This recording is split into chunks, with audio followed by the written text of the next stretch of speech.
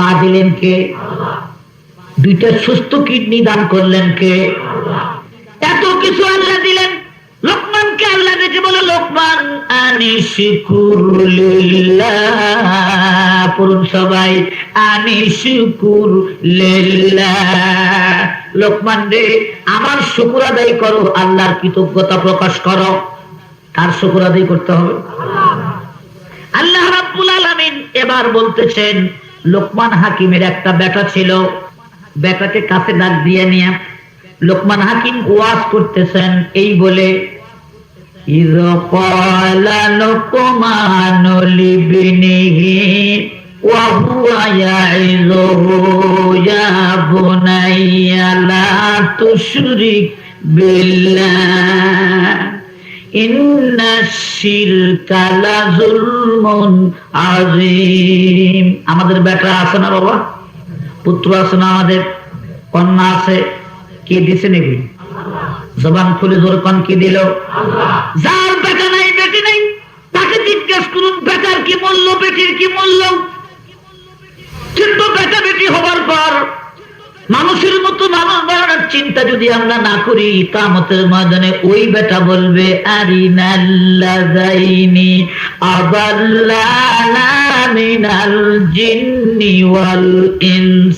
রব্বুল আলামিন, ওই মা বাবা কোথায় আমাদের? ওই নেতা আমাদের কোথায়, যারা আমাদেরকে পথভ্রষ্ট করেছেন? নামাজ না পড়লে বাবা কিছু বলে নাই, রোজা না থাকলে বাবা কিছু বলে নাই, কিন্তু একদিন যদি আমার পড়া নষ্ট হয়েছে বাবা গালমন্দ করেছে, পরীক্ষায় এক সাবজেক্টে ফেল গেলে বাবা কত গালমন্দ করেছে, কিন্তু বালে হওয়ার পরে রোজা থাকি নাই, তার জন্য বাবা কিছু বলে নাই, দিন শিক্ষা আমাকে দেয় নাই। বাবা আমাকে অফিসার বানানোর জন্য, বড় ইঞ্জিনিয়ার বানানোর জন্য, বড় ডাক্তার বানানোর জন্য কম চেষ্টা করে নাই, কিন্তু ইসলামের ন্যূনতম শিক্ষাটুকু আমাকে প্রদান করে নাই। ওই মা বাবা কোথায়? মা বাবাকে হাজির করো। নাজালহুমা তাহতা আকদামিনা লিয়াকুনা মিনাল আসফালিন। ওই মা বাবার কান্দে পা দিয়া আমরা দুদুকে দেব। এই বেটা যদি ভালো হয়, বেটি যদি ভালো হয়, বেটা বেটির উসিলায় বাপ মা হাসরের ময়দানে মুখ উজ্জ্বল হবে, পিতা মাতার ধরে কান মারহাবা। আর যদি বেটা বেটি সন্ত্রাসী হয়, হাইজাকার হয়, ডাকাত হয়, বদমাইশ হয়, দুনিয়া পিতা মাতার মুখ কালো হয়, এই বেটার জন্য বেটির জন্য ধরে কান ঠিক না। কিছুক্ষণ পর শুনতে পাবেন এমন একটা গুণধর পুত্রের কথা, যেই পুত্রের নাম ছিল মানিক, বাবার নাম আব্দুল জব্বার, বেটা বেটি কিছুই নাই, মাস্টার মানুষ, জমাজমি একেবারে খারাপ নাই, ভালোই আছে। একটা বেটা হলো, দুনিয়ায় আসলো একটা বেটা, আদর করে নাম রাখলো তার মানিক, বাপে নাম রাখছে, হয়া হয়া খালি মরে যায়, বেঁচে থাকে না। কুসংস্কার ছিল আগে, বারবার মারা যায় কেন? এমন নাম রাখবো আজরাইল নাম চোখে দেখে না। আব্দুল জব্বার সাহেব মাস্টার মানুষ, সুন্দর, সন্তানটা দেখে বড় খুশি হয়ে গেল, নাম রাখলো তার আদর করে মানিক। সন্তানের চেহারা দেখি বাবার মনটা খুশি হয়ে যায়, মনে মনে ভাবলো আমার এই বেটাকে এমন শিক্ষিত আমি বানাবো, বেটা কামাই করে দিবি, বার্ধক্যে গিয়ে আমার আর কামাই কাজি করা লাগবে না, বেটার কামাই খায় খায় আমি আরামে বসে থাকবো। বাবারা বলুন তো, কপালে যদি না থাকে বেটার কামাই কি খাওয়া যায়? বলুন খাওয়া যায়? কত মানুষ আশা করে বেটাকে ইঞ্জিনিয়ারিং পাস করায়, কত মানুষ আশা করে বেটাকে মাস্টার্স কমপ্লিট করায়, কিন্তু বেটা শহরে গিয়ে বিয়ে করার পরে বিয়েটা করে বাপকে জানায় না, এমন সন্তান আছে না ভাই? তারপরে বড় একটা চাকরি পায়, শহরে থাকে, বাপ মার কথা ভুলে যায়, গ্রামের কথাটা পর্যন্ত ভুলে যায়। আব্দুল জব্বার সাহেব প্রথম নাম্বার ভুল করলো। এই বেটা যখন বড় হলো, প্রথমেই আলিফ বা তাসার সবক না দিয়ে প্রথমেই ABCDর সবক দিল তার সিনার মধ্যে। মানিক যখন একটু বড় হলো, মানিককে মাদ্রাসায় পড়তে দেওয়া হলো না। মাদ্রাসায় পড়লে ভিক্ষা করে খাওয়া লাগবে, মাদ্রাসায় পড়লে ভাত পাবে না। আপনারা জবান খুলে বলুন, ভাত দেওয়ার মালিককে? ও মা বোনরা একটু কান ফলায় শোনেন, ভাত দেওয়ার মালিক আপনার স্বামী নয়, ভাত দেওয়ার মালিক আমাদের কেউ নয়, আসল ভাত দেওয়ার মালিক হলো আমাদের আল্লাহ।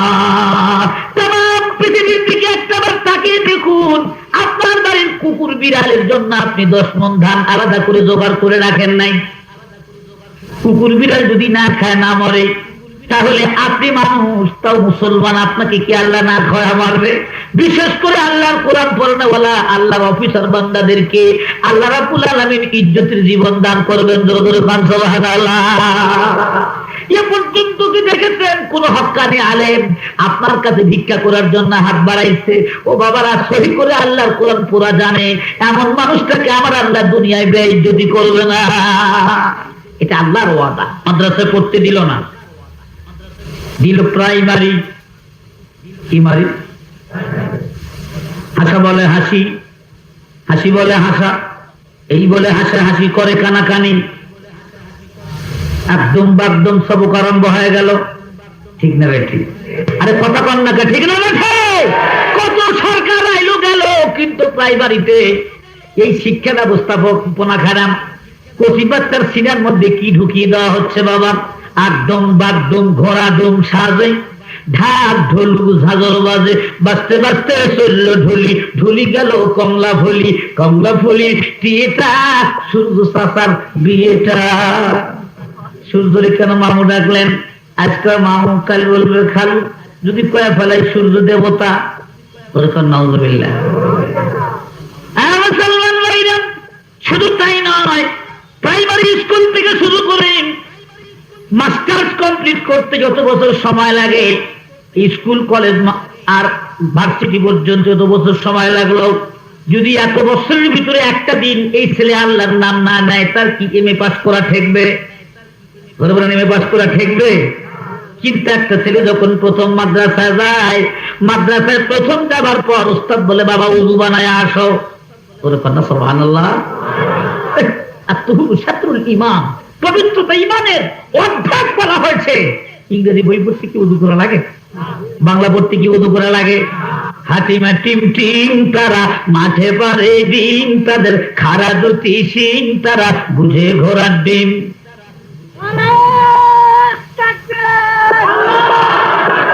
মুসলমান ভাইরা, হাতিমা টিম বলতে উযু করা লাগে নাকি? একটু যেরকম এবিসিডি বলতে উযু করা লাগে না, কিন্তু যখনই আপনি নুরানি কায়দা আমপারা হাতে নিয়ে বলবেন, ওস্তাদ বল বাবা উযু বানায় আসো। ও বাবারা, উযু বানায় পুত পবিত্র হয়ে যখন আপনি বসলেন, আপনি পড়তেছেন আউযু বিল্লাহি মিনাশ শাইতানির রাজিম। জবান খুলে একটু জোরে বলেন, বিসমিল্লাহির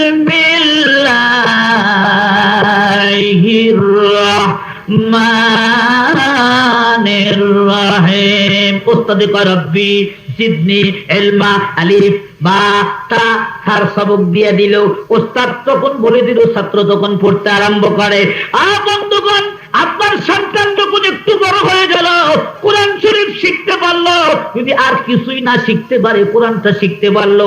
আমি আপনাদের বলি, বই পুস্তকে আগে এমনটা ছিল, সকালে উঠিয়া আমি মনে মনে বলি, আমি যেন সারাদিন ভালো হয়ে চলি। কথাগুলি ভালো না খারাপ? ওরকম ভালো না খারাপ? সকালে উঠিয়া আমি মনে মনে বলি, সারাদিন আমি যেন ভালো হয়ে চলি। আদেশ করেন যাহা মোর গুরুজনে, আমি যেন সেই কাম করি ভালো মনে। কিন্তু যত ভালোই হোক, এই দিয়ে কি নামাজ হবে? হাতিমাটিম দিয়ে নামাজ হবে? ওটা তো আরো হবে না। ভালোটা দিয়েও নামাজ হয় না।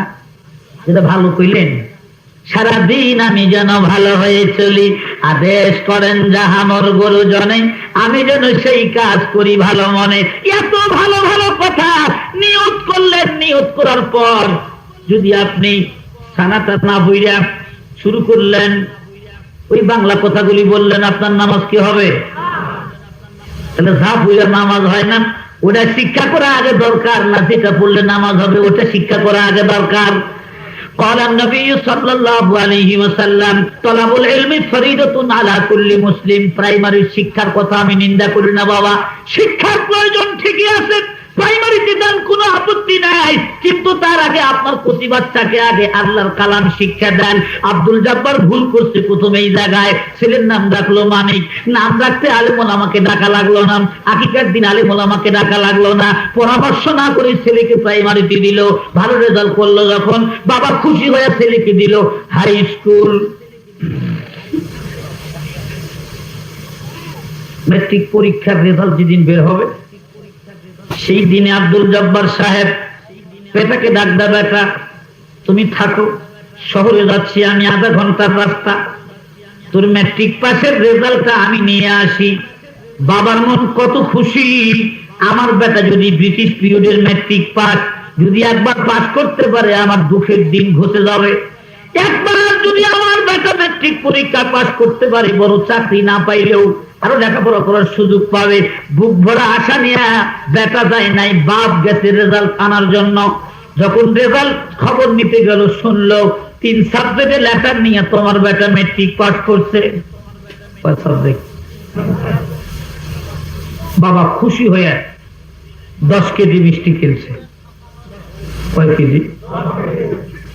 বয়ে নিয়ে আসতে পারে না, কষ্ট হয়, কিন্তু 10 কেজি মিষ্টি হাতে নিয়ে হাঁটে হাঁটে আসতেছে। যার সাথে দেখা হয় মিষ্টির প্যাকেটটা রেখে তাকে ধরে শুভ সংবাদটা দেয়, শুনছো নি আমার মানিক ম্যাট্রিক পরীক্ষায় পাস করেছে। আধা ঘন্টার রাস্তা, শহর থেকে বাড়ি আসতে আধা ঘন্টা লাগে, কিন্তু মানিকের বাবার 3 ঘন্টা সময় লাগিয়া গেল। পরিচিত লোককে সালাম দিয়া কয়, শুনছুনি আমার মানিক ম্যাট্রিক পরীক্ষায় 3 ছাত্রের লেটার মেধা তালিকায় 9ম স্থান অধিকার করেছে, দোয়া করিস তোরা আমার বেটা যেন মানুষের মতো মানুষ হতে পারে। বাবার বুক ভরা আশা, মিষ্টির প্যাকেটটা নিয়ে আসতে আসতে বাবার রাত হয়ে যায়। বাড়ির বাইরে থেকে আবেগ রক্ষা করতে পারে না, ডাক দেয়, বাবা মানিক রে আয়, তুই আমার বুকে আয়। মানিক দূর দিয়ে আসছে, বাবা গো কি খবর আমার পরীক্ষার? বলে, বাবা রে তোর মতো সন্তান 2-4টা পাওয়া কমই যাবে, আমার মুখে খালি উজ্জ্বল করিস নাই, দেশের মুখ তুই উজ্জ্বল করলি। ও আমার বন্ধুগণ, এত তাড়াতাড়ি মন্তব্য করা ঠিক নয়, পাস করলে দেশের মুখ উজ্জ্বল হয় না। কত এমএ পাস, বিএ পাস, অস্ত্রধারী সন্ত্রাসী বাংলাদেশে আছে, তোর পান ঠিক না লাগে। মুসলমান ভাইরা, আগে মন্তব্য করা ঠিক নয়, কিন্তু বাবার কদম বসি করে মানিক আসলে ভালো ছেলে। 5 ওয়াক্ত নামাজ ঠিকই পড়ে। বাবা বলছে, শোন, যেখানেই পড়িস নামাজ নষ্ট করিস না। বাবা বাবা বড় আশা করে ম্যাট্রিক পরীক্ষায় পাস করায় নিয়ে আসলো, যে আমার কদম বসির দরকার নাই, তোর মায়ের কদম বসি কর। তোর মার পেটে 10 মাস 10 দিন ছিলি, মার সেবা কর, মার কদম বসি কর। মায়ের কাছ থেকে দোয়া নেই, মায়ের কাছ থেকে মানে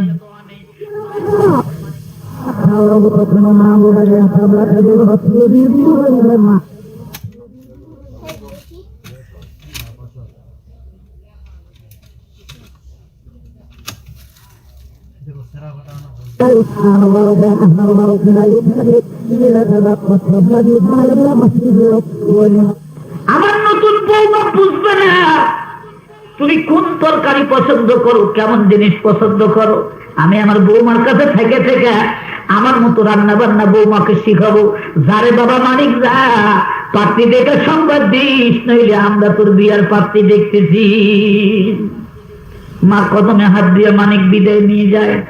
কিন্তু ঢাকায় আসার পরের থেকে নিয়ে এমন একটা বন্ধু পাইছে বাবা, বন্ধু নিজেও মদ খায়, মানিককে মদ খাওয়া শিখাইছে। জোরে জোরে করেন আলহামদুলিল্লাহ। এত বড় একজন শিক্ষিত মানুষ, বাংলাদেশের পাকিস্তানের ফার্স্ট ক্লাস নাগরিক, বড় চাকরি করে, কিন্তু মদের বোতল হাতে নিছে। সঙ্গ দোষে নষ্ট, নামাজ ছেড়ে দিল। 6 মাস যায়, বাড়িতে চিঠি লেখে না। বন্ধু কয় বিয়ে করে ফেলা। পাত্রী দেখার জন্য গেছে এক জায়গায়, বসের মেয়েকে বিয়ে করবে। বস দেখে বলে, বাবা মানে তোমার সাথে মেয়ে বিয়ে দিতে আপত্তি নেই, তার কারণ তুমি টাকার কমিট, চাকরি তোমার অনেক বড় চাকরি। বাবা মানিক রে, তোমার কি বাবা বেঁচে নাই? তোমার কি মা বেঁচে নাই? তোমার মা বাবা আমার বাসায় আসবে, বিয়ের কথাবার্তা তাদের সঙ্গে হবে, দিন তারিখ সেখানে আমার ধার্য হবে। মানিক এতই নিমক হারাম হয়ে গেল। মানিক সেদিন ডেকে বলে, আপনি আপনার বেটিকে আমার সাথে বিয়ে দিবেন কিনা এটা আপনার ব্যাপার। বাবাকে আমি হাজির করতে পারবো না, মনটা খারাপ করে বলে। মানিকের শ্বশুর জিজ্ঞাসা করে, কি ব্যাপার, তোমার কি বাবা বেঁচে নাই? বলে, দুঃখের কথা কি বলবো, আমি যখন ছোট ছিলাম তখনই আমার বাবা আমাকে রাইখা কবরে গেছে। কবরে গেছে না বেঁচে আছে? কবরে গেছে না বেঁচে আছে? মালিক মার্কা সন্তান সন্তানরা তুমি এত শুনে নাও, এমন কথা মুখ দিয়ে একটা শিক্ষিত সন্তান কেন একটা অশিক্ষিত মানুষ বলতে পারবে না? ছোট্ট ভাইরা রে, তারা ভাবলে মাইরো না, বাবার সাথে ভালো ব্যবহারটা করো। মানিকের বাপ তো, মানিকের শ্বশুর তখন, হবু শ্বশুর তখন ডেকে বলে, বাবা মানিক, খামাকা তোমার কষ্ট দিলাম বাবা, তোমার বাবা বেঁচে নাই এই কথা আমার জানা ছিল না আগে, কিন্তু তোমার মা বেঁচে আছে কিনা? তোমার মা আমার হবু বিয়ান সাহেব হবে, বিয়ান সাহেব এখানে আসবে, শুভ কাজের শুভক্ষণটা তোমার মায়ের হাত দিয়ে আমার বেটির হাতের মধ্যে উঠবে, এঙ্গেজমেন্টটা সেইভাবে হবে, তোমার মা গ্রামের মানুষ শহরে আসবে, আনন্দ ফুর্তি করবে, তোমার বিয়ার আগ করবে। মানে তখন ডেকে বলে, আব্বা জান শোনেন, আপনার বেটির সাথে আমার বিবাহ হবে, যেহেতু আব্বা বলে ডাক দিলাম, শুনে নেন, আমার মা গ্রামের বাড়ির থেকে শহরে আসতে পারবে না, আমার মা প্যারালাইসিস রোগী, বিছানার মধ্যে পড়ে থাকে, নিজের হাত পা নেড়ে চেড়ে খাইতে পারে না, ওই অসুস্থ মানুষটাকে ঢাকায় আনা যাবে না। মানে কি শ্বশুর তখন ডেকে বলে, আপত্তি নেই, বিয়ে হয়ে গেল, আরো 6 মাস পার হয়ে গেল, 1 বছরের মধ্যে বেটার কোনো চিঠিপত্র নাই। হঠাৎ একখান চিঠি আসলো, আব্বা জান আমার সালাম নিন, কদম বসি গ্রহণ করবেন, মাকে আমার সালাম দিন, বাবা গো বদলির অর্ডার হয়েছে আমার করাচিতে, আরো 1 বছর খরচ দিতে পারবো না, দোয়া করেন সহি সালামত যেন চাকরি করতে পারি। আসলে বদলির অর্ডার হয় নাই, বিয়ে করার পর বউ নিয়ে হানিমুনে যাবে, বউ নিয়ে একটু কক্সবাজার যাবে, ওই সমুদ্র সৈকত দেখার জন্য যাবে, বিশেষ বিশেষ পয়েন্টে ঘুরে বেড়াবে, নতুন বউ পাইছেন, আমোদ ফুর্তি করবে, এই সময় পুরাপুরি আসিয়া ডিস্টার্ব করলে মুশকিল। একটা বড় মানিক ভাবলো না, আমার বিয়ার আনন্দ ফুর্তি আমার মা বাবার আগে, ঠিক না ভাই? ঠিক। মুসলমান ভাইরা, চিঠি যখন পড়তেছে মানিকের বাবা বিশ্বাস করতে পারে না, আমার ছেলে 1 বছর আমার বাড়িতে টাকা পাঠায় নাই, আমার বেটা তো দুশ্চরিত্রবান নয়, আমার বেটা কি সঙ্গ দোষে নষ্ট হলো নাকি? বেটা যে বিয়া করছে এটা বাপও জানে না, মাও জানে না। চিঠিটা তার বিবিরে দেখায়, দেখো বিবি, দেখো মানিকের মা তোমার বেটা কি চিঠি লিখছে। মানিকের মা কয়, ধৈর্য ধারণ করেন, বড় চাকরি করতে হলে বদলির অর্ডার হবে, 1 বছর পর তো বেটা আমাদেরই থাকবে, চিন্তার কোনো কারণ নাই। কিন্তু মানিকের মা জানে না মানিক তার প্যারালাইসিস ঘোষণা করেছে। মুসলমান ভাইরা, একদিন বিকেল বেলা আব্দুল জব্বার সাহেব স্থানীয় বাজারে গেলেন, ছেলের অফিসে যে চাকরি করে এমন একটা মানুষ বাজারের মধ্যে ঘোরাফেরা করতে করতে মানিকের বাবার সঙ্গে দেখা। জিজ্ঞেস করে, কি ব্যাপার, আপনি ঢাকার মানুষ, এখানে কেন? বলে, শোনেন, সাহেবের বাসায় অফিসে আমি চাকরি করি, আপনার বেটা হলো আমার বস, আপনার বেটা যে অফিসে চাকরি করে আমি সেই অফিসে চাকরি করি, তাই বলে আসতে পারি না। স্যারকে দেখলাম, স্যার আছে ঢাকাতে, কোন সংবাদ থাকলে দেন। তখন মানিকের বাবা চিন্তা করে, আমার বেটা না করাচি গেছে, ঢাকায় থাকলো কেমন করে? চিঠির ভাষা এবং এই লোকের সংবাদের কিন্তু মিল নাই। মিল আছে? মনে মনে চিন্তা করে, আমার বেটা মনে হয় আমার হাত ছাড়া হয়ে গেছে। মালিকের মা, তোমার বেটা ঢাকায় আছে, তোমার বেটা মিথ্যা চিঠি লিখেছে। মানিকের মা বলে, না, আমার দাদু মিথ্যা কথা বলতে পারে না, আমার দাদু জীবনে মিথ্যা কথা বলে নাই। আসলে মানিক মিথ্যা কথা বলা জানতো না, সঙ্গদোষে মিথ্যা বলাও শিখে ফেলাইছে। আমার বেটা মিথ্যা বলতে পারে না। শোনেন, হয়তো বা বদলির অর্ডার সরকার মুলতবি ঘোষণা করেছে। স্বামী গো, আপনার হাতে ধরি পায়ে ধরি, আমার মানিককে আপনি আনার জন্য যান। 1 বছর পার হয়ে গেছে, আমি দুঃখিনী মা, সহ্য করতে পারি না। একটা মাত্র বেটা আমার, বেটার মুখ মা যদি না দেখে মার কলিজায় মানে না। ছোট্ট ভাইরা আমার, চাকরি করবার যেখানে যাও, মার কথা মনে হলে বাড়ি ছুটে আসবে, মার সামনে দাঁড়ায় যাবে, মাকে সালাম দিতে লজ্জা করবে না। তোমার মার চেহারার দিকে একটা বার নজর দিয়ে তাকাবে, সাথে সাথে একটা কবুল হবে নাকি তোমার আমল নামার মধ্যে লেখা হবে। মা পুরো মানুষ, ওযু করতে পারে না, তুমি একটু পানি গরম করে মার সামনে দিয়ে দাও। বাবা বুড়ো মানুষ, উঠতে পারে না, হাত দিয়ে উঠে ধরে একটু খেদমত করো তুমি। ও ছোট ভাইরা রে, ভালো করে মনে রাখো, এই সম্পদ যদি একদিন বিদায় নিয়ে চলে যায়, এই মা বাপ যদি একদিন বিদায় নিয়ে যায়, জীবন ছেড়ে দিয়ে চেষ্টা করলে আর মারে মা বলে ডাকলে মা জবাব দিবে না।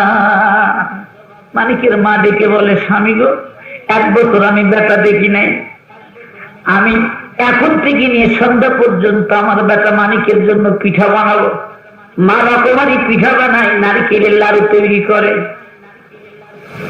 এগুলি তৈরি করার পরে মাগরিবের নামাজের পর স্বামীকে ডেকে বলে, স্বামী আমার ব্যাগ ভর্তি করে দিলাম, রাত্রে ট্রেন ধরে আপনি ঢাকায় চলে যান, রাতে রাতে যাবেন, কিন্তু ব্যাগের দিকে খেয়াল রাখবেন, ব্যাগ যেন না হারায়।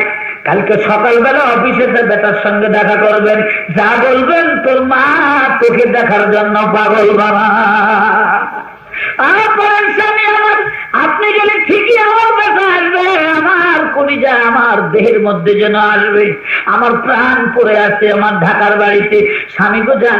স্বামী এবার ব্যাগটা হাতের মধ্যে নিয়ে ওজন করতেছে, অনেক ওজন। কি ব্যাপার মানিকের মা, কি দিছো তুমি ব্যাগের মধ্যে? মানিকের মা তখন ডেকে বলে, স্বামী আমার বেটা ঢাকায় থাকে, ভালো ঘি কিনতে পায় না, আমি মা গরুর দুধ থেকে ঘি বানাই, আর আমি বেটা মানিকের জন্য জোগাড় করে রেখেছিলাম, ওই ঘিয়ের বয়ামটা দিয়েছি ব্যাগের মধ্যে, পিঠা বানিয়ে দিয়েছি, কষ্ট করে নিয়ে যান, আমার হাতের তৈরি পিঠা আমার বেটা 1 বছর খায় না। মানিকের বাবা পিঠার ব্যাগটা হাতে নিয়ে যখন স্টেশনে যায়, রাত 8টার সময় যখন ট্রেনটা আসিয়া দাঁড়িয়ে গেল, সিটের মধ্যে বসলো। ট্রেন যখন ঢাকার উদ্দেশ্যে রওনা দিয়ে দিল বাবা, রাত যত গভীর হয় ট্রেনের সব যাত্রীগুলা ঘুমায়, কিন্তু মানিকের বাবার চোখে ঘুম নাই। মানিকের বাবা খালি ব্যাগের দিক তাকায় আছে। মানিকের বাবা ভালো করে জানে রেলগাড়ির মধ্যে চোর ডাকাত এগুলি থাকতে পারে, আমি যদি ঘুমায় যাই মানিকের মার সারাদিনের কষ্ট বৃথা যাবে। চোর যদি ব্যাগটা নিয়ে যায়, আমি কালকে বেটার বাসায় কি হাতে নিয়ে উঠবো? বাবার কত আশা, খালি হাতে বেটার বাসায় যাবে না, কিন্তু বহু সন্তান এমন আছে খালি হাতে বাবার সঙ্গে দেখা করে বলে কন ঠিক না লাগে। সকাল বেলায় ফুলবাড়িয়া স্টেশনে নামায় দেওয়া হলো। স্টেশনে নেমে ব্যাগটা হাতে নিয়ে রিক্সায় চলে না, হাঁটে হাঁটে দেয়। ওই তো আমার মানিকের অফিস দেখা পায়, এখনো অফিসের দরজা খোলে নাই। চাপরাশিকে ডেকে বলে, কি ব্যাপার, খবর কি? মানিক কি অফিসে আসে নাই? কয় মানিক আপনার কি হয়? সে পরিচয় তোমার দরকার নাই, মানিক আসছে নাকি? কয় না আমার বস এখনো আসে নাই অফিসে। ওই যে সাদা বিল্ডিং দেখা যায়, কোয়ার্টার দেখা যায়, ওটাই আমাদের বসের বাসা। বাবার মন কত খুশি, আমি গরিব মানুষ, আমার সন্তান ঢাকায় চাকরি করে, বড় একটা বাসা পাইছে। যাক, এত বড় বাসা আমার বেটা ভাড়া নিচ্ছে না সরকার দিচ্ছে, আমি জানি না। গেটের সামনে যখন গেল, গেটম্যান বলে, তুমি কে? আপনি কে? পরিচয়টা আপনার কি? বলে পরিচয় পরে হবে, আমি মানিকের কাছে এসেছি। হাতের মধ্যে পিঠার ব্যাগটা দেখি, দারোয়ান তখন কয়, দেখি ব্যাগটা আমার কাছে দেন। ব্যাগ নেই, ব্যাগের মধ্যে কি আনছেন? বলে মানিকের মা মানিকের জন্য পিঠা বানায়া দিছে। মানিকের মা একজন শিক্ষিত মানুষ, তার অন্তরে একটা কৌতূহল, বেটার চিঠি আর এই লোকের মন্তব্যের মধ্যে যেহেতু একটু গরমিল, মনে হয় আমার মানিক আমারে ভুলে গেছে, আমি আগে পরিচয় দিব না, আমি একটু পরীক্ষা করে দেখবো মানিকের সিনায় আমার মূল্য কত আছে। ব্যাগটা নিয়ে যখন বাড়ির মধ্যে দেওয়া হলো বাবা, বাসের মধ্যে ঢোকার পর ডান পাশে কাছারি ঘর, সুন্দর একটা রুমের মধ্যে বসতে দেয়, আর পিঠার ব্যাগটা নিয়ে বাসার মধ্যে পাঠায়। বুড়া পিছনে পিছনে যা বাড়ির মধ্যে যাইতে চায়, দারোয়ান কয় না, বাসার মধ্যে যাওয়া যাবে না, বাড়ির মধ্যে বেগম সাহেবা আছে। আব্দুল জব্বার সাহেব তখন চিন্তা করেন, কোন বেগম সাহেবা রে? মনে মনে ভাবে, কিন্তু কিচ্ছু বলে না। কয় সাহেব বিয়ে করেছে, মানিক সাহেব বিয়ে করেছে, মা সাহেবের বিবি আছে, বাসার মধ্যে যাওয়া যাবে না। পরিচয়টা দিয়া বাসার মধ্যে ঢোকেন। কি হন আপনি? মানিকের বাবার জন্য ভিতর থেকে কান্না ভেঙে আসতেছে। না, পরিচয় আমি দিব না, দেখি মানিক আমারে চিনতে পারে কিনা। জাগ্রত থাকা মানুষ রাত দেখে দেখে বেটার পিঠার ব্যাগটা দেখছে, আর পাহারা দিয়ে দিয়ে নিয়ে আসছে। কাতারি ঘরের মধ্যে বৈঠকখানার মধ্যে বসতে দিতে আজকে সুন্দর খানা চলে আসলো, নাস্তা চলে আসলো। নাস্তা খাইয়া বুড়া মানুষটা ঘুমায় যায়। জিজ্ঞেস করে মানিক কি বাসায় নাই? না, মানিক অফিসে চলে গেছে। বস অফিসে গেছেন, জোহরের সময় আসবেন, দুপুরের খানা খাবার জন্য আসবেন। বুড়া মানুষ চিন্তা করে যায়, এখন দেখা না হলে দুপুরে আবুলের বেটার সঙ্গে আমার সাক্ষাৎ হবে। আরাম মতো একটু ঘুমায় গেছে বাবা, দুপুর পর্যন্ত ঘুমায়। দুপুরের টাইমে যখন সাহেব আসছে লাঞ্চ করার জন্য, সকালের ওই দুপুরের খাবার খাবার জন্য যখন আসছে, ওই দুপুরের খাবার খাইতে আসিয়া কাতারি ঘরে লক্ষ্য করে দেখে মানিকের বুড়া বাপ ঘুমায় আছে। বিবির কাছে আমার ঘুমটটা তো ভাগ হয়ে যাবে, এখন ভিতরে খালি তোলফার আরম্ভ হয়ে গেছে। একটা সত্যকে যদি আপনি চাপা দেওয়ার জন্য 100 মিথ্যা কথা দিয়ে ঢাকতে চান, ঢাকতে পারবেন না। 100 মিথ্যার ভিতর দিয়ে সত্য মাথা ছাড়া দিয়ে উঠবে, ধরে পান, ঠিক না? গেছে মানে বাসার মধ্যে ঢুকছে, ঢুকি কাছারি ঘরে ঢুকে বাঁচত, এটা আগে সাইজ করা দরকার। আস্তে করে আসসালামু আলাইকুম, আব্বা কেমন আছে? আস্তে করে বুঝুন না, আসুন। আব্বা কেমন আছে? ভালোই আছে। আব্বা আপনি এখানে থাকেন, আমি এখন অফিস যাচ্ছি, রাত্রি একসাথে খানা পিনা হবে। এতটুক কথা বলার পর ভিতরে গেল। কিন্তু বাবা আশা করেছিল বেটা বাবাকে সঙ্গে করে নিয়ে বাসার মধ্যে যাবে। কি বাসা সিনার মধ্যে পাইল আব্দুল জব্বার। বেটা যখন একা একা বাসার মধ্যে ঢুকে, মানিকের বাপ মিসকিনের মতো ফেল ফেল নেত্রে তাকায় থাকে। আমি কি বাসার মধ্যে ঢোকার পারমিশন পাবো না? আমি পারমিশন না দিলে বাসায় ঢুকবো না। মানিকের বিবি বড় ধার্মিক মহিলা ছিল। দেখে দেখে বলে, স্বামী আপনারা বললেন আমার শাশুড়ি অসুস্থ, প্যারালাইসিস রোগী। প্যারালাইসিস রোগী কেমনে এত সুন্দর পিঠা বানাইতে পারে? স্বামী তো একটা বছর হলে বলি চলেন যাই গ্রামের বাড়িতে যাব, আমার শাশুড়ি যে আপনাকে পেটে রাখছেন তাকে একটু কদম বসে করে আসি। আপনি সবাই নাই নাই বলে যাইতে পারলেন না, আমাকে নিয়ে গেলেন না। খান, আপনার মা আমার শাশুড়ি কত সুন্দর সুন্দর পিঠা বানায় দিচ্ছে, বেটা পিঠাগুলি খায় আর বলে মা মনে হয় ভালো হয় কিছু করে আমি নিয়ে যাবো। বিবি এবার জিজ্ঞেস করে, স্বামী গো যে বুড়া মানুষটা পিঠার ব্যাগ হাতে বয়া নিয়ে আসতো, ওই মানুষটা আপনার কি হয়? মানিক তখন আর কোনো কথা বলে না, বারবার জিজ্ঞাসা করে, কি বাবা ওই বুড়া মানুষটা আপনার কি হয়? জবাব দেন না কেন? খাওয়া দাওয়া যখন শেষ, বিবিকে ধমক দেওয়ার কথা বলবে না। ওই মানুষটা কি হয় পরিচয় নিতে চাস? আমার বাবা তো ছোটবেলায় মারা গেছিল, ওই মানুষটা বড় ভালো মানুষ রে। ওই মানুষটা ছোটবেলার থেকে আমাকে লালন পালন করেছে। ধরে ধরে কত বড় নিমক হারাম দেখেন, এমন ভাবে কথা সাজাইছে যাতে তার বিবি টেন না যায়। খবরদার ওই বুড়া মানুষটার জন্য কোনো আদর যত্নের ত্রুটি হয় না। রাত্রে একসাথে বসে খানা খাবো, কিন্তু বিবি রে বড় আদর করে, বড় যত্ন করে। বাবা মারা গেছিল, কিন্তু বুড়া মানুষটা ছোটবেলার থেকে কোলে কাকে করে আমারে মানুষ করেছে। বিবি আমি অফিসে গেলাম, তুই ভালো করে মনে রাখ, পিঠা পড়া নিয়ে আসছে ওই মানুষটা আমার গ্রামের মানুষ। বিবি জিজ্ঞাসা করে, গ্রামের চাচা থাকে, ফুফা থাকে, খালু থাকে? গ্রাম সম্পর্কে চাচা হয়, গ্রাম সম্পর্কে ফুফা হয়, এমন মানুষ আসলে নাই। স্বামীকে আপনি একবার বলেন ওই বুড়ো মানুষটারে আমি কি বলে ডাক দেব? তোর কিছু বলে ডাকা লাগবে না, ওই লোকটা হলো আমার গ্রামের মানুষ। এই কথা বলে যখন মানিক বিদায় নিয়ে যায়, দুপুরে একা একা খানা খাইতে বসে মানিকের বাবা ভাবে, কার বাড়িতে খানা খাইতে বসলাম রে? আমার যদি বেটা হতো, আমার বেটা আমার একা একা একা খানা খাইতে পারতো না। তবু পেটের ক্ষুধা সহ্য করতে পারে না। পিঠ সোজা করার মতো কিছু খাদ্য খাইয়া বুড়া খালি চিন্তা করে এই বাড়িতে আমার থাকা ঠিক হবে না। এমন সময় দেখা যায় পুত্রবধূ ভিতর থেকে বের হয়ে আসা ওই ঘরের দরজার সামনে দাঁড়ায় কায়, আপনি আমার সাহেবের কি হন? সাহেবকে কত কথা বললাম, কিন্তু সাহেব বলল না। সাহেবের মুখে শুনেছি সাহেব নাকি, আপনি নাকি সাহেবকে কোলে কাকে করে মানুষ করেছেন। শোনেন মুরব্বী, আমার শাশুড়িকে কি আমার সালামটা দিয়েন। আমার শাশুড়ি শাশুড়ি কেমন আছে এই খবরটা একটু দিতে বলেন। আমার শ্বশুর তো মারা গেছে।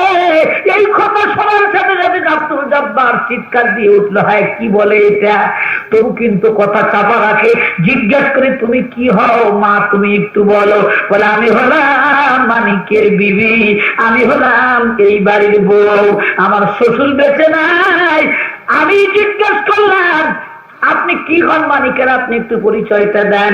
আব্দুল জব্বার সাহেব তখন বলে শোনো, তোমার সাহেব তোমার আমার পরিচয়টা কি দিয়েছে সেই কথা তুমি আগে বলো।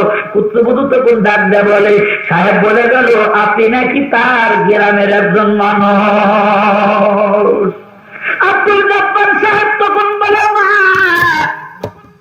আমারে আমার পিঠার ব্যাগটা আমার হাতের মধ্যে দাও মা, পিঠাগুলি আগলা করে রাখো, ব্যাগটা আমার হাতে দাও। জীবনে কোনোদিন আর তোমার সঙ্গে আমার দেখা নাও হতে পারে, তোমার ব্যবহারে আমি খুবই খুশি। তবে তোমার সাহেব মা বাড়িতে আসলে বললো, মানিক বাড়িতে আসলে বললো, ওই তোমার গ্রামের মানুষটা জীবনে কোনোদিন আর ডিস্টার্ব করার জন্য এই শহরের বাসায় আসবে না। কথাগুলো বলে মানিকের বাবার চোখ থেকে যেন বিস্ফোরণ হচ্ছে, চোখের থেকে পানির ফোঁটাগুলো গাল বেয়ে বেয়ে পড়ে। পুত্রবধূ তখন ডেকে বলে, বুঝেছি আপনি মানিকের কি হন, পরিচয়টা আপনি দিলেন না, আপনার হাতে ধরি পায়ে পড়ি আপনি যাবেন না। আর পিছন দিক না তাকাইয়া মানিকের বাবা ব্যাগটা হাতে নিয়ে চোখের পানি মুছতে মুছতে স্টেশনের দিকে চলে আসে। পিছন দিকে আর তাকায় না। মানিকের মা রাস্তার দিক তাকায়, আমার বেটা আজকে বাড়ি আসবে, ঘর দুয়ার পরিষ্কার করে মা বেটার জন্য বিছানা রেডি করে রাখছে। আমার বেটা আসবে এই রুমের মধ্যে ঘুমাবে, আমার বেটার জন্য আমি পুত্রবধূ ঠিক করে রাখছি, বেটা আসলে আমি বিয়া বরাবো। ও বন্ধুগণ, মালিকের বাবা যখন বাড়ির মধ্যে ঢুকে, রাস্তার মধ্যে মালিকের মা পাগলিনী রাস্তার দিক তাকা আছে। আমার বেটা তোর বাবার সঙ্গে আসবে, আমার স্বামীর সঙ্গে আসবে। স্বামীকে একা একা আসতে দেখে তোর থেকে চিৎকার দিয়ে জিগায়, আমার বেটার কি হয়েছে খবর দাও। মানিকের বাপ তখন বলে, চল বাসার মধ্যে যাই, তোর মানিকের খবর কিন্তু ভালো নয়। মা চিৎকার দিয়ে কয়, স্বামী গো, আমার মানিকের অসুখ হয়েছে নাকি? বলে হ্যাঁ, শরীরের অসুখ নয়, অসুখ হয়েছে মনের অসুখ। মানিকের মা জিগায়, কি ব্যাপার, মানিক কেন আসলো না? বেটার কাজের চাপ বেশি নাকি? মানিকের বাপ তখন কয়, এই বেটার কথার মুখ দিয়ে আনবি না। তোর বেটা বিয়ে করেছে, তোর সমস্ত স্বপ্নগুলি এই ধুলায় মিশে গেছে। তুই না পাত্রী ঠিক করে রাখছস, তুই গরিব হলে কি হবে?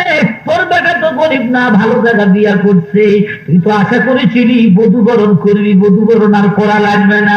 মানিকের মা চোখের পানিগুলি ছেড়ে দিয়ে বেটার কথা খালি বলে, আমার বেটার বিয়ে করছো কেমন করে, আমাকে সংবাদ দিল না কেন? মার মনের মধ্যে একটা হিট লাগলো, আমার আদরের বেটা, আমি আশা করেছিলাম বধূবরণ করবো। বেটা বেটার বের হাত আমি একত্রিত করে আমি অশিক্ষিত মানুষ শিক্ষিত বউ নিয়েছে আমার পরিবারের মধ্যে বসাবো, তা যখন হলো না। ও মানিকের বাবা, মানিক কেমন আছো বলো? মানিক তোমার ভালো আছে, তবে আমি পিঠার ব্যাগ নিয়ে যখন বাড়ির মধ্যে ঢুকলাম, তোমার আদরের মানিক বলছে আমি নাকি তার গ্রামের মানুষ। মানিকের মা বাকরুদ্ধ হয়ে গেল, যেন বিছানার মধ্যে পড়ে যায়। এই যে হাতের বেরাম ধরলো, মানিকের মা আর উঠতে পারে না, এই বিছানার মধ্যে পড়ছে, মৃত্যু সজ্জায় শায়িত হলো। মরার সময় কতবার মানিককে ডাকলো, বাবা মানিক রায়, একটা নজর আমি তোরে দেখতে চাই, কিন্তু মানিক বাড়িতে আসলো না। মানিকের বাবা একজন শিক্ষিত মানুষ, রিটায়ার করলো যখন, তাও মানিকের কোনো খবর নাই। এই কথাটা বন্ধু বান্ধবের সামনে বলে না, বন্ধুদের কাছে বলতে গেলে বন্ধুরা বলবে, এত আদরের বেটা, সেই বেটার দুর্নাম করো কেন? কারো কাছে বলে না, চাপা ব্যথা নিয়ে ঘুরে বেড়ায়, বারবার মসজিদে যায় আসে। এই পাশের একটা সন্তান মসজিদ থেকে নামাজ পড়ে বের হচ্ছে, এমন সময় আব্দুল জব্বার কাছে ডাক দেখো, বাবা কোন ক্লাসে পড়ো? ক্লাসে 8-এ পড়ি। বাবা তুমি যদি বড় অফিসার হয় কোন অফিসে গিয়ে বসো, তোমার বাবা যদি গরিব হয়, তোমার বাবা যদি লুঙ্গি পরে আর পাঞ্জাবি গায়ে দিয়ে তোমার অফিসে যায়, তুমি কি তোমার জন্মদাতা বাবাকে গ্রামের মানুষ বলে পরিচয় দিতে পারবে? এই সন্তান তখন বলে, না আমি যত বড় অফিসারই হই না কেন, আমার বাবাকে গ্রামের মানুষ বলতে পারবো না, চেয়ার থেকে উঠবো, বাবাকে চেয়ারে আমি আসন দেব, আমার বাবা কোনদিন গ্রামের মানুষ হতে পারে না। আব্দুল জব্বার চোখের পানি ফেলে, ছেলেটা জিজ্ঞেস করে কি ব্যথা আপনার বলেন তো আপনি আমার কাছে। বলে বাবা আমার একটা বেটা আছে অফিসার, কিন্তু বেটা দেখতে গেলাম বেটা আমার বাবার পরিচয় না দিয়া বেটা বলে আমি হলাম তার গ্রামের মানুষ। যার মা বাবা বেঁচে আছে দুনিয়ার বুকে, ওই বন্ধুদের কদমে হাত দিয়ে বলবো ভাই মানিকের মতো তোমরা যে নয় না রাজি আসনি। কপাল পরা মানিক মার মৃত্যুর সংবাদটা পর্যন্ত পায় না। মা যখন মারা যায় মরার সময় খালি একটা কথা বলছে, আমার মানিক একটা নজর দেখতে পারলে তবু দিলে শান্তি ছিল, মানিককে পাইল না। মানিকের বাবা কয় মরে যা, ওই বেটাকে সংবাদ দিতে যাব না। বেটার কি দায়িত্ববোধ বলতে কিছুই নাই, দীর্ঘদিন চলে গেল বেটা মা বাবার খবর নেওয়ার জন্য আসলো না। ও আমার ভাইরা, মা যদি মরে যায় বেটাই তো আগে আগে মার কবরটা খনন করে, মা যদি মরে যায় বেটার কাপড়ের কাপড় তো মা আগে আনতে যায়, মা যদি মরে যায় ওই মায়ের জন্য তো বেটাই দৌড়াদৌড়ি করে, কিন্তু আদরের বেটা আজকে বাড়িতে নাই। কবর খনন তৈরি হয়ে গেল, জানাজার নামাজ হয়ে গেল, মাটি হয়ে গেল, তবু মানিক গ্রামে আসলো না। কিন্তু বাপ যেদিন চলে আসে মন খারাপ করে, সেই দিনই চাকরির বদলির অর্ডার করাচি সরকারের পক্ষ থেকে এসে গেল। ঢাকার বাসা থেকে চলে গেল করাচি। করাচি যাবার পর শুনলো আমার মা দুনিয়ায় নাই, প্রেস্টিজের ব্যাপার। মা মরে গেছে, এই সংবাদ শোনার পরও যদি আমি গ্রামে না যাই গ্রামের লোকে বলবে হ্যাঁ কি শিক্ষিত ছেলে, জীবিত থাকতে তো আসলো না, মরার খবর শুনেও আসলো না। যদি আমি না যাই পরিসর নষ্ট হবে, গ্রামের লোক আমার দুর্নাম করবে। দুর্নামের হাত থেকে বাঁচার জন্য মানিক আসতেছে বাড়ির দিকে। মানিক মার কবর জিয়ারত করার জন্য আসতেছে বাবা। মানিকের বাবা তাকায় দেখে ওই যে মানিক আসতেছে গ্রামের বাড়ির দিকে, ওই যে আমার বেটা মানিক আসতেছে গ্রামের বাড়ির দিকে। না, আমার বেটা গ্রামে আসবে, আমি গ্রামে থাকবো না। কি দুঃখ বেদনা, আমার বেটা তো আশা করে আমি বড় অফিসার বানাইলাম, আমি যখন মারা গেছি মরা মানুষ তাজা বেটার সঙ্গে দেখা করা আমার দরকার নাই। মানিক আছে ডান রাস্তায়, মানিকের বাবা বাম রাস্তা দিয়ে আত্মগোপন করলো। অফিসার মানুষ মার কবরের কাছে এসে দাঁড়ায় গেল। গ্রামের পোলাপান গেছে মানিককে দেখার জন্য। এটা মানুষ না জানোয়ার? মানুষ না জানোয়ার? জানোয়ারের চাইতে নিকৃষ্ট, জানোয়ারের দুধুকে দেওয়া লাগবে না, কিন্তু মারে কষ্ট দিয়া বাবারে কষ্ট দিয়া মার কবর জিয়ারত করার জন্য আসছে। কিন্তু হাজার হলো সন্তান মার কবরের দিক তাকাইয়া মানিকের জন্য কান্না এসেছিল, ভুলই করেছি মনে হয় আমি, কিন্তু গাছের গোড়া খাইতে মাথায় পানি দিলে আল্লাহ হয় না বাবা। কান্দে আর বলে মা মাফ করে দাও আমারে। গ্রামের ছেলেরা তখন বলে আজ কান্দো কেন, কম কান্দন, তোমার মা কান্দে না। কেউ ভালো বললো না মানিককে, তোর মতো সন্তান গ্রামে দরকার নাই, তোর বাবা রাস্তায় রাস্তায় মতরে মানিক চাকরিটা তুই বড় দেখলি, বউ বড় দেখলি, বাড়িতে নিয়ে আসলি না বউটা।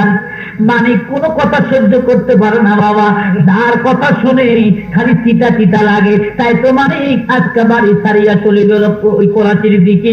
করাচি যাইয়া কয়েকদিন থাকার পরে মনে বড় ব্যথা, পাগল হয়ে ঘুরে বেড়ায়। মা দুনিয়া থেকে বিদায় নিচ্ছে, কোটি কোটি টাকা কামাই করছে ঠিক, কিন্তু খাবার মানুষ নাই। বাবার মা কি বদদোয়া করেছিল একটা বাবাটা জীবন যেন না শুনতে পারে, আল্লাহ সেই ব্যবস্থা করে দিলেন। মানিকের সন্তান সন্ততি কিছুই হলো না। মুসলমান ভাইরা খেয়াল করেন, একদিন মানিক গাড়ির চাবিটা হাতে নিয়ে বলে বিবি অনুমতি দাও। বিবির কাছে অনুমতি চায়, অনুমতি দাও একটু বেড়ায় আসি, একটু মার্কেট করে আসি। গাড়িটা নিয়ে করাচি শহরের মধ্যে যখন ঢুকছে বাবা, আমার আল্লাহ মালিকুল মউতকে বলে আজরাইল রে, যারে আজরাইল যা, গাড়ি নিয়ে যেন আর মানিক বাসায় ফিরতে না পারে। টাকার পাহাড় গড়িয়েছেন, কিন্তু টাকা ভোগ করার মতো কোনো ক্ষমতা আমি আল্লাহ করে দিলাম না। আজরাইল চলে আসলো আর একটা গাড়ির সুরূপ ধারণ করে। মরণ দেওয়ার মালিককে ঘুরে ঘুরে মৃত্যু দেওয়ার মালিক কে? সময়ের আগে কি কেউ মরে? মরে না। ও আমার বন্ধুগণ, গাড়িটা রোড দিয়ে চলতেছিল, সামনের থেকে আর একটা গাড়ি আসে এমন চাপ দিল, চিরজীবনের পরে আর বাড়ি ফেরা হলো না। মানিক দুনিয়ার থেকে চলে গেল। মানিকের বউর অন্য জায়গায় বিয়ে হয়েছে, সে একজন অধ্যাপিকা মানুষ। মানিকের বিবি কিন্তু একজন অধ্যাপিকা। মানিকের সাথে থাকাকালীন সময় একটা ছেলে মেয়ের মুখ দেখতে পায় নাই। এবার আর এক জায়গায় বিয়ে হইয়া দুইটা সন্তান যখন জন্ম নিল, এই সন্তান বাসায় রাখিয়া ওই মেয়েটা গেছে একদিন কলেজে। কলেজ থেকে আসার সময় দেখে একজন পাগল মানুষ রাস্তার সামনে দিয়া হেঁটে আলু ফালুকে পাগল বেশ শরীরের ওই ঠিক রাখতে পারে না। মানিকের বিবি তাকায় দেখে এটা তো আর কেউ না, আমার বাসায় একদিন গিয়েছিল, আমার স্বামী বলেছিল ইনি হলো তো আমার গ্রামের মানুষ। মনে হয় শুনেছি আমার স্বামীর কাছে এটা মানিকের বাবা হবে।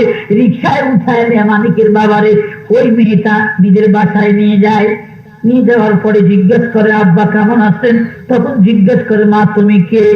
বলে আমি আপনার মানিকের বিবি ছিলাম। মানিকের কথা শুনে দৌড় দিয়ে ঘর থেকে বের হয় না, মানিকের বাড়িতে আমি থাকতে চাই না। কি ব্যথা সিনাই পেয়েছিলাম। মানিকের বিবি বলে শোনেন, আপনার মানিক দুনিয়া বেঁচে নাই, আমার অন্য জায়গায় বিয়ে হয়েছে। আব্বা গো, যতদিন আপনার বেটা জীবিত ছিল ততদিন শ্বশুরের মর্যাদা আমি দিতে পারি নাই, কিন্তু তবু তো আপনার পুত্র বধূ আমি অনুরোধ করি যতদিন বেঁচে থাকেন আমার বাসায় থাকবেন, আমার বাচ্চাগুলি আপনার দাদু দাদু বলে ডাক দিলে। যতদিন বেঁচে ছিল মানিকের বাবা পুত্র বধূর বাসায় ছিল।